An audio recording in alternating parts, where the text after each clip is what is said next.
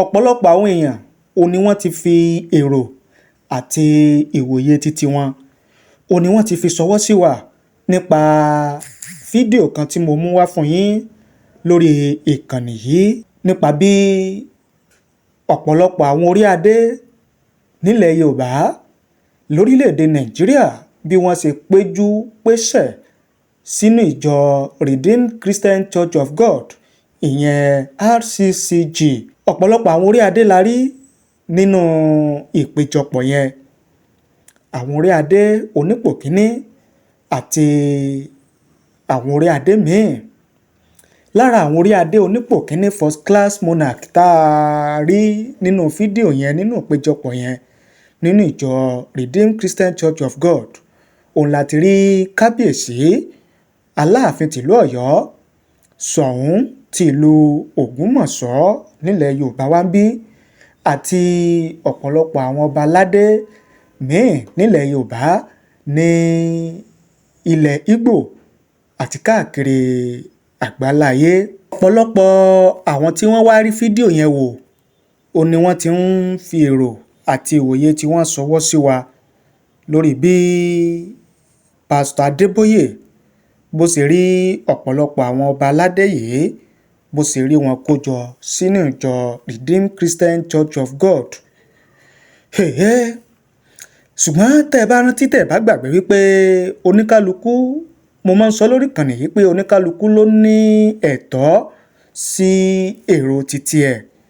Ojú ọ̀tọ̀ọ̀tọ̀, ìwòye ọ̀tọ̀ọ̀tọ̀ ní a sì fi máa ń wo ọ̀rọ̀, torí Ọlọ́run ò dá wa bákan náà. Bẹ́ẹ̀ mi ṣe lè rò ó lè yàtọ̀ sí tiyín, ojú tẹ́yin ó fi wò ó lè yàtọ̀ sí tẹlòmíì. Bọ́lọ́run ṣe dálé ayé nìyẹn. Ẹ wá jẹ́ ká mú èrò àti ìwòye àwọn èèyàn, ẹ jẹ́ kí a mú wá fún yín ká jọ gbọ́. Àwọn kan sọ wípé kò sí ní tó burú bẹ́ẹ̀ bí àwọn ọba aládé yìí bí wọ́n ṣe péjú pésẹ̀ sínú ìjọ Redeemed Christian Church of God nígbà tó jẹ́ wípé ọmọ ìjọ Redeemed náà ni wọ́n ṣáájú kó tó di wípé wọ́n gorí àlééfà, wọ́n bọ́ sórí ìtẹ́ àwọn baba ńlá wọn, wípé kò sí tí ó sì burú nínú kí ọba aládé kó jọ́sìn, kí ó wárìrì fún adẹ́dàá àti ohun tó bá gbàgbọ́ gẹ́gẹ́ bí ẹ̀sìn rẹ̀. Bẹ́ẹ̀ la tún ráwọn míì tí wọ́n sọ wípé irú yẹn kò dá kò dá bí àwọn ọba aládé yìí bí wọ́n ṣe wá ń jójó tí wọ́n ń kígbe hallelujah tí wọ́n ń yin Olúwa lógo ní ilé ìjọsìn.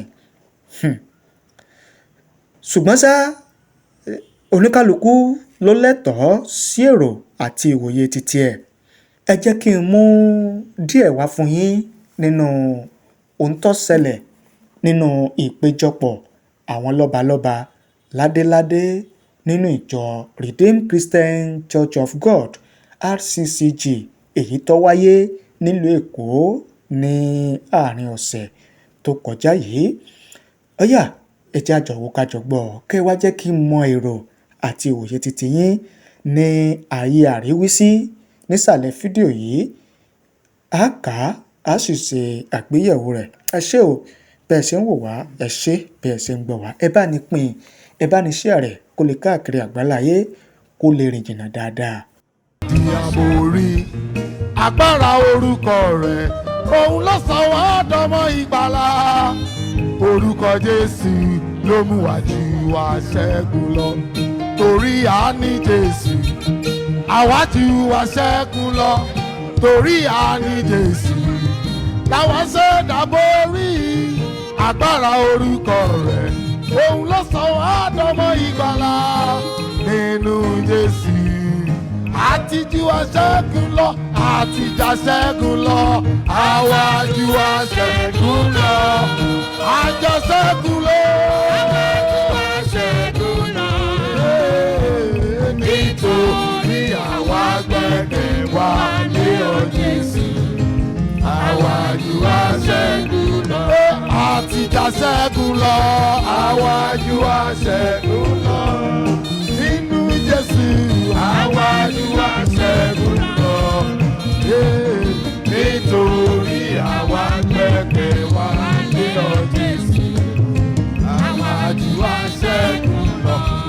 ti jà ṣẹ́gun lọ. Àwa jù aṣẹ́gun lọ.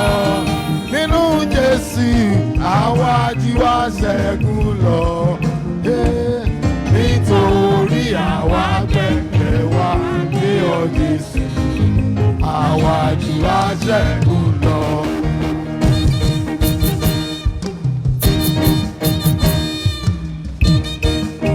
We are more than conquerors. We are more than conquerors. We are more than conquerors. In the name of Jesus. We are more than conquerors. We are more than conquerors. We are more than conquerors. In the name of Jesus. We are more than. Yeah. We are more than conquerors. Conquerors. In the name of Jesus. We are more than conquerors. We are more than conquerors. We are more than conquerors. We are more than. We are more than conquerors. We are more than conquerors.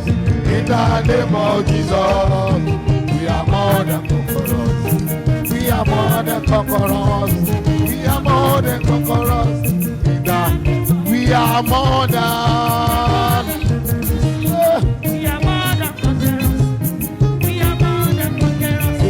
In the name of Jesus, we are more than conquerors. We are more than conquerors. We are more than conquerors. In the name of we are more than. We are more than conquerors. In the name of Jesus, overcome in the name of Jesus. We are more than conquerors. We are more than conquerors. We are more than conquerors. We are more than. In the name of Jesus. We are overcome. We are more than conquerors. In the name of Jesus. Let's put our hands together for our royal fathers. Let's put our hands together for them. Oh, we appreciate you, sirs. We appreciate you. That was awesome. That was awesome. To God be all the glory.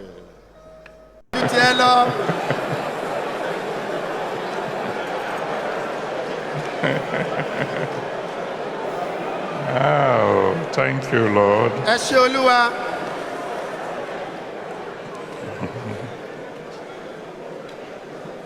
Good morning, Your Majesties. I thank God for your lives.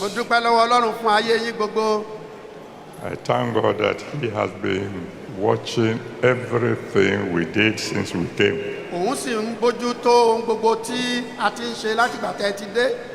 As the Lord lives,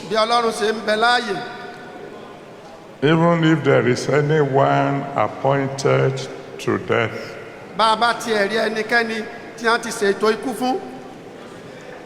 today that appointment is postponed.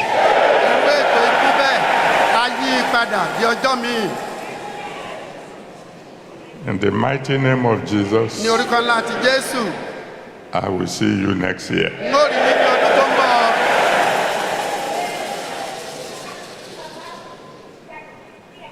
Romans chapter 8,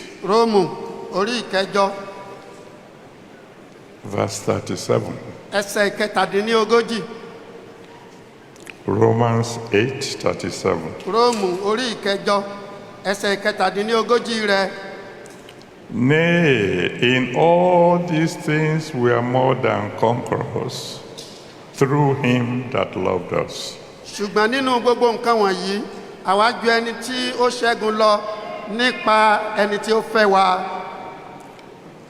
Yesterday we started looking at our theme,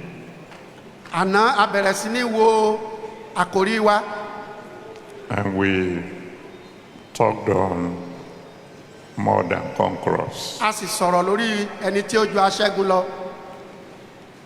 Today we want to look at the second session to find out why exactly are we more than conquerors. ìdí tí a fi ju aṣẹ́gun lọ. The Bible says it is because we are loved. Bíbélì sọ pé nítorí pé a fẹ́ wa ni. Somebody loves us. Ẹnìkan fẹ́ràn wa jọjọ.